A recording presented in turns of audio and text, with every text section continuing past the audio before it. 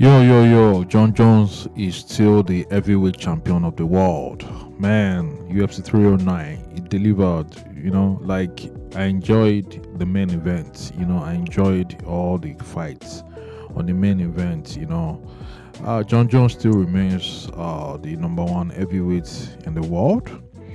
Now, it was a very good fight, but I think Stipe Miocic, the age told on him. Like, 42-year-old man that got knocked out 4 years ago by Francis Ngannou, I think he should have retired then, because you can't just stay out of the game for a long time and come back.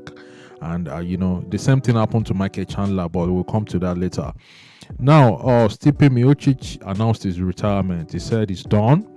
Yeah, we expected that, because there is no way you'll come back to fight the younger lions that are in the division. No, you can't do that. So just go home, continue your firefighter work, spend time with your family and enjoy your retirement. Now, Jon Jones has said his next move is to retire or fight Alex Pereira. Let's see what he said here. It'd just be worth my while fighting against Pereira. People can call me a duck and a chicken. I'm gonna go home and cash a massive check. Man, if that was my last fight ever, then I'm cool with that. That was the way to do it. I think one of the really good things about negotiating is being willing to walk away from a deal. You saying you wouldn't want to do business with Tom Aspinall? You said he's an asshole. There's just a lot of people on his nuts right now. He's annoying to me. If I give him the opportunity to fight me, I want to be so compensated. I want to say it, I want that fuck you money, honestly. A very, very high number. I want to be compensated to the point where if I won or lost, that it really wouldn't matter. Or else, my life is perfect without him. I don't need him at all, and he needs me. I've been really clear about my intentions. I'll retire the heavyweight belt if I have to. So Tom can have the heavyweight championship. I don't really care about it. It'd just be worth my while fighting against Pereira. People can call me a duck and a chicken. I'm gonna go home and cash a massive check. Man, if that was my last fight ever, then I'm cool with that. That was the way to do it. I think one of the really good things about negotiating is being willing to walk. Anyways, he has made it clear that he wants big money if he's going to fight Tom Aspinall. And, I understand that, Tom Aspinall needs him more right now. Like, he needs him to build his own resume. Jon Jones built his own resume through some people, like Rashad Evans, Rampage, and others. So I think Tom Aspinall needs him too. So if the UFC can actually make that happen, make a new offer that is, attractive to Jon Jones, try to up the money, and I think we are going to see that fight next year if the UFC is ready. So now, I don't think the Alex Pereira fight is going to be accepted by the UFC. Dana White already mentioned it at the press conference that Alex Pereira is smaller than Jon Jones and the wrestling is not equal. So Jon Jones might easily submit Alex Pereira. He said it at the press conference. He's active. He's the pound for pound best fighter in the world. It is hard talking to people who 99.9% of the media don't know what the fuck they're talking about when it comes to fighting. The highest fight IQ. He's like fucking Elon Musk in the octagon, okay? This guy is brilliant in there. And he is the best to ever fight in a fucking fight, period. He's the best ever. You know what tonight told me? There's no fucking way I make the Pereira fight. Okay. John's too big. See how he took Stipe down in that first round? Yeah. I like Alex Pereira. It just doesn't make sense to make that fight. Everybody gonna admit now that he's the pound for pound best fighter in the world? Or this guy's fight IQ is off the charts. I just don't know how any of you don't see that this guy's the fucking greatest fighter in the history of fucking people fighting. As long as he's active, he's the pound for pound best fighter in the world.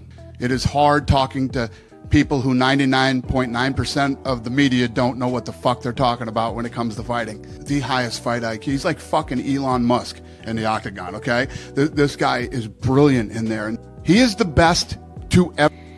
He said he's like Elon Musk in the octagon. Well, maybe I agree with him.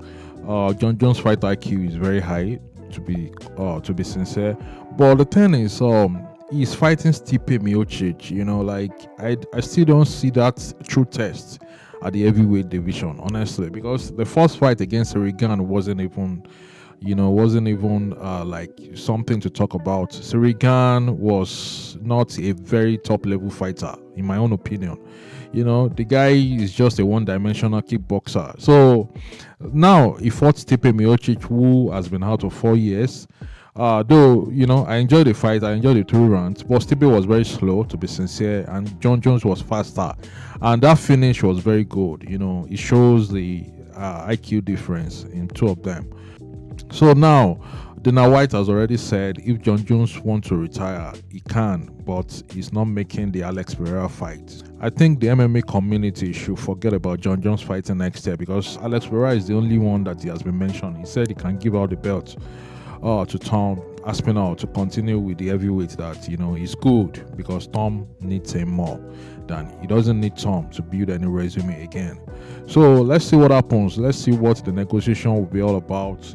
I think if they want to make it happen, it should be early next year. I don't think Jon Jones should actually hold on for long again, like 1 year or something.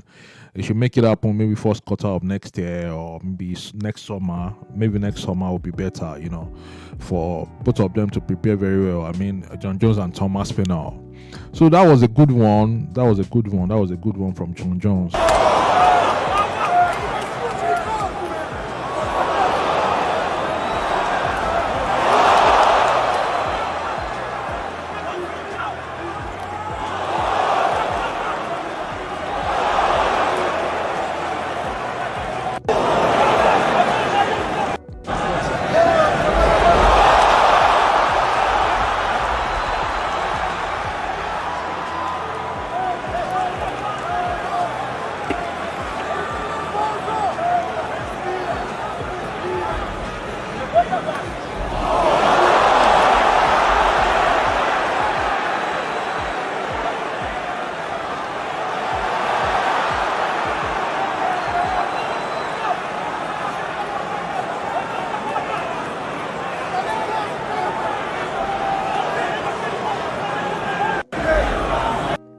Charles Oliveira against Michael Chandler was the fight of the night. Yes, I accept. Oliveira dominated Michael Chandler for the first 4 rounds. Michael was just running around. He didn't want to get caught or something. So I understand.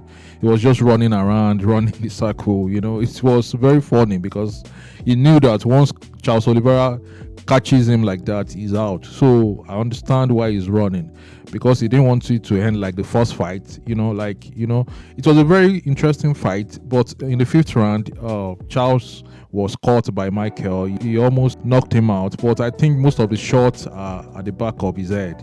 So I don't understand why the referee didn't want Michael Chandler to stop knocking Charles at the back of his head. But it was a very good fight. I enjoyed the 5 rounds. But I know that Charles Oliveira was going to win, because Michael Chandler has been out for 2 years too. There is no way you'll be out of the octagon for so long like that. I don't know why these fighters are wasting their time. Most of them just need to retire or find something else to do. You can't just be out of the octagon for 2 years waiting for Conor McGregor that would never come back to the octagon, and you want to come and fight Charles Oliveira. He should have taken maybe a smaller fight, maybe someone like I don't know, maybe someone that is not tough like Charles Oliveira, to just warm up first before he goes to the next to the top 5.